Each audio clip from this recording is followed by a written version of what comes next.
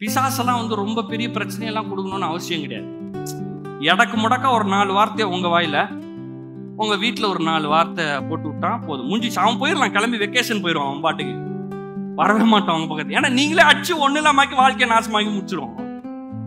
கணவன் கிட்ட ஒரு 2 வார்த்தை தப்பா, நீ என்ன பெரிய ஆளா, உங்க வீட்டுல என்ன பெரியதா, அவள்தான் முடிஞ்சு போச்சு, அவள்தான். இதுக்கு மேல வேற என்ன வேணும்? எல்லாம் அடிச்சு வாட்சி, வீட்டுல இருக்கிறதெல்லாம் வாட்சி போட்டு உருட்டி காசெல்லாம் நாசமாக்கி இவரு வேலைக்கும் போகாம போகன்னு இருப்பாரு. அடுத்து எப்படி பருப்பு வரும்? வராது. ஆசீர்வாதம் வேலைக்கு போல, அப்புறம் எப்படி ஆசீர்வாதம் வரும்? எல்லாம் சேர்த்து வச்சுட்டு அப்புறம் கேள்வி, ஆண்டவர் ஏன் இதை பண்றாரு? ஆண்டவர் பண்ணலைங்க, நான் தான் பண்ணணும். என்னங்க ராஜான்னு சொல்லிட்டு வேற ஏதோ சொல்றீங்க? கரெக்டா பேசிட்டு இருக்கிறேன் நான். உங்க வாழ்க்கையில எல்லாவற்றின் மேலும் ஆளுகை உங்க வாயில இருக்கு.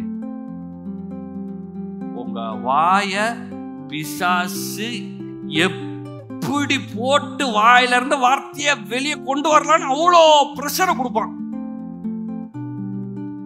அதுக்குதான் இங்க காலையில வாசனத்துக்கு போயிடணும்.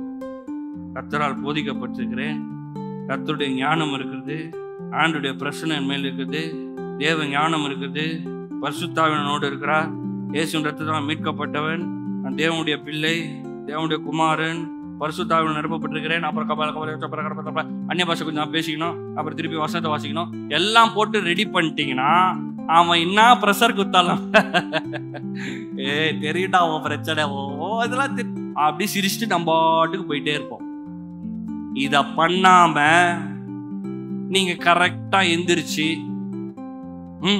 சாப்பிட்டுட்டு, இல்ல டிவியில அவன் போடுற ஏதாவது கதையை சொல்றதையும் கேட்டுக்கிட்டு, 4 ஜோக்கு அது இதையும் பாட்டுக்கிட்டு எதையோ பண்ணிக்கிட்டு, ஏதாவது பிரச்சனை வந்துச்சுன்னு வச்சுக்கோங்க, உங்க வாயில இருந்து அப்படியே தானா வரும், வீட்டுல இருக்கிறவங்க வாயில இருந்து தானா வரும், முட்டி மோதி வாழ்க்கைய நாசமாக்கி பிரச்சனையாக்கி ஒண்ணு இல்லாம போயிடும். அவ்வளவுதான்.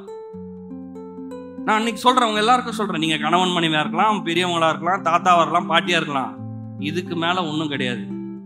எல்லாவற்றிற்கும் மேலாக தேவன் தம்முடைய வார்த்தையை உயர்த்தி வைத்திருக்கிறார். உங்க வாழ்க்கை நன்றாக இருப்பதற்கு, நீங்கள் வாழ்ந்து இருப்பதற்கு ஒரே வழி இந்த புஸ்தகம். இது வெற்றியின் புஸ்தகம். இந்த வாசிங்க, இது சொல்லப்பட்டிருக்கிறபடி நடவுங்கள், இதை தியானியுங்கள், உங்க வாழ்க்கை நல்லா இருக்கும்.